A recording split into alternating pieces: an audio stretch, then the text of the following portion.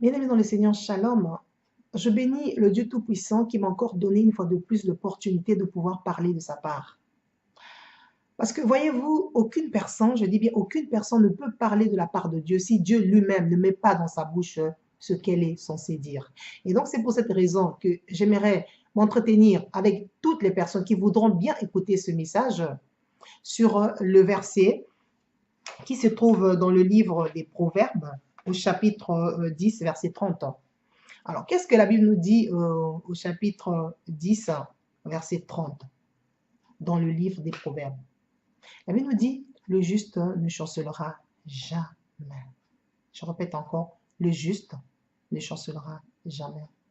Le juste, en fait, c'est une personne qui marche selon la justice de Dieu. C'est cette personne que Dieu considère comme juste. Alors, bien aimé dans le Seigneur, nous devons savoir que lorsque la Bible nous dit que le juste ne chancelera jamais, c'est réellement la vérité. Car jamais de la vie, je le dis bien jamais, le juste ne peut chanceler. Tout simplement parce que cette promesse nous vient de lui-même, l'Éternel des armées, celui qui a créé toutes choses, celui qui a créé le ciel et la terre, celui qui est au-dessus de toute principauté, souveraineté, autorité et pouvoir. Et de surcroît, celui qui ne ment jamais parce qu'il est lui-même la vérité incarnée. Alléluia. C'est pour ça que cette parole est vraie. Alors, qu'est-ce qui se passe? C'est que le juste qui ne peut chanceler à cause de la promesse de Dieu sur sa vie, là où les autres tombent, le juste ne tombe pas. Parce que le juste est soutenu par la puissance de Dieu. Parce que Dieu fait la différence entre les personnes qui ont accepté de le servir et les personnes qui ne veulent pas le servir. Alléluia. Et là où les autres s'arrêtent, le juste, lui, il continue. Parce que là encore, Dieu continue à faire la différence. Alléluia. Là où les autres échouent, le juste, lui, il réussit. Là encore, Dieu continue à faire la différence.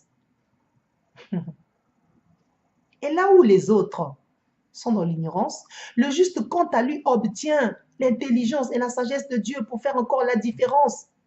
Et durant toute sa vie, la réussite et le succès lui sont assurés par Dieu le Tout-Puissant qui a créé toutes choses. Alléluia. Bien-aimé dans le Seigneur, écoute-moi. C'est cela la promesse de Dieu pour toi, pour ta vie. Toi que Dieu considère comme juste, parce que tu marches selon la justice de Dieu. Alléluia. Et en dehors de toutes les promesses que le Seigneur nous a faites, il nous a encore réservé dans les cieux une gloire éternelle. Et cette gloire n'a rien à voir avec la gloire de ce monde, je vous assure. Rien à voir. Rien d'incomparable. Alléluia. Alors, je vais poursuivre en disant ceci, qu'il est très important, je dis bien très important, de connaître son identité en Christ. Alléluia. Parce que c'est cela même qui nous donne de l'assurance. C'est cela même qui nous aide à nous affirmer dans ce monde et ainsi aller de l'avant. C'est grâce à la connaissance de notre identité en Christ. Alléluia. Que nous allons avancer et nous allons remporter des victoires. Alors qu'une personne qui ne connaît pas son identité en Christ, c'est une personne qui est malheureusement très vulnérable. C'est une personne qui est influençable et sera manipulée par l'ennemi. Et face à l'adversité, qu'est-ce qui va se passer? C'est que cette personne va fuir et va refuser d'affronter son adversaire. Alors même que c'est la confrontation qui nous permet d'anéantir notre adversaire.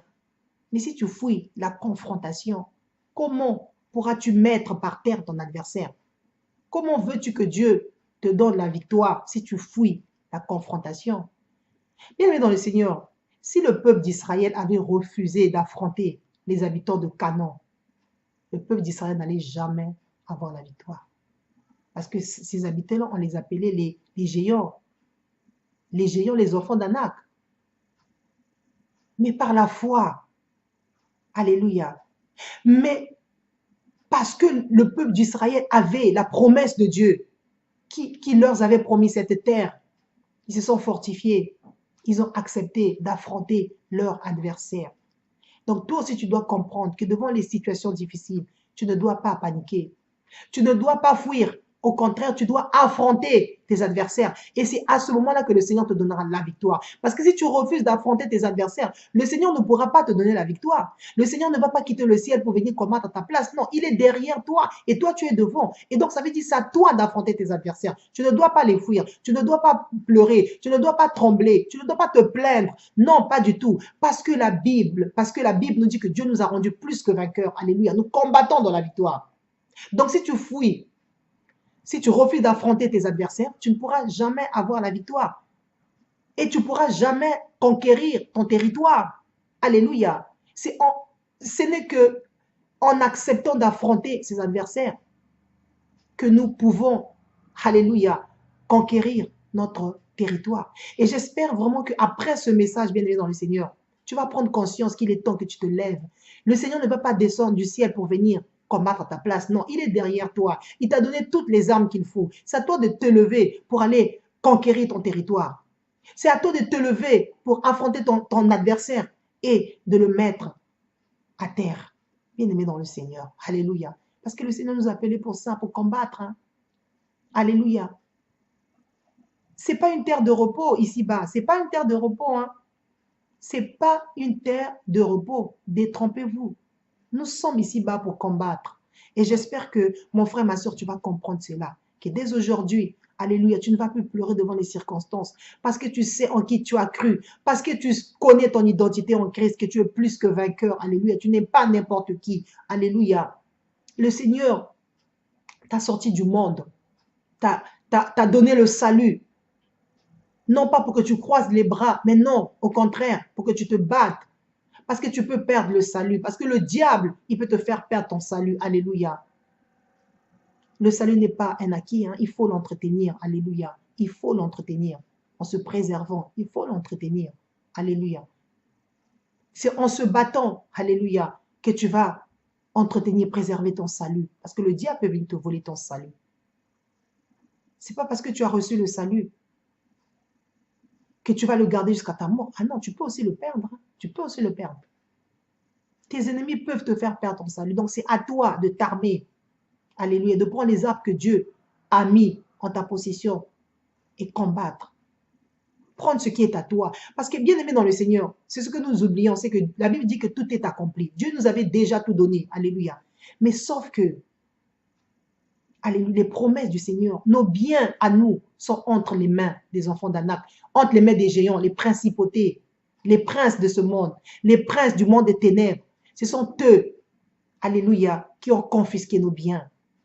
Et nous devons nous lever, comme le peuple d'Israël s'est levé, alléluia, après le désert. Parce que le Seigneur nous a sortis de l'Égypte, nous a fait passer par le désert, par des épreuves. Et après, il nous prépare pour enfin que nous puissions atteindre la terre promise. Mais nous n'allons pas rentrer dans la terre promise comme ça. On doit se battre pour arracher nos bénédictions qui sont entre les principautés de ce monde, les princes du monde des ténèbres. Nous devons arracher nos bénédictions entre les mains. Le Seigneur nous a déjà tout donné. Il avait dit que tout est accompli sur la croix. Le Seigneur avait déjà tout accompli. Alléluia. Les promesses du Seigneur sont là. Et c'est à nous d'aller chercher ce que le diable nous a volé. Parce que le diable, c'est un voleur. Il est venu sur la terre pour voler toutes nos bénédictions, pour nous faire du mal, pour nous empêcher d'atteindre notre destinée. Mais au nom de Jésus, arme-toi. Alléluia. Et lève-toi et va combattre. Va prendre ce qui est à toi. Arrache ce qui est à toi. Le Seigneur est avec toi. Le Seigneur est avec toi. Il est derrière toi pour te soutenir. Alléluia. Il dit, ils te feront la guerre, mais ils ne te vaincront pas, car je suis avec toi. Je suis avec toi. Alléluia. J'espère que vraiment ce message va te donner la force. Tu ne vas plus pleurer devant les circonstances. Tu ne vas plus te plaindre. Tu ne vas plus accuser Dieu. Dieu n'a rien à voir. Dieu n'a rien à voir. Alléluia. Dans nos souffrances. Il n'a rien à voir. Non, non. Il n'est pas auteur de nos souffrances, Dieu. C'est le diable. Le contraire, il est là pour nous protéger. Le contraire, il est là pour nous encourager. Alléluia. Parce qu'en plus, les promesses de Dieu sont là pour nous. Le Seigneur fait tout pour que nous puissions entrer en possession. Alléluia. De nos promesses.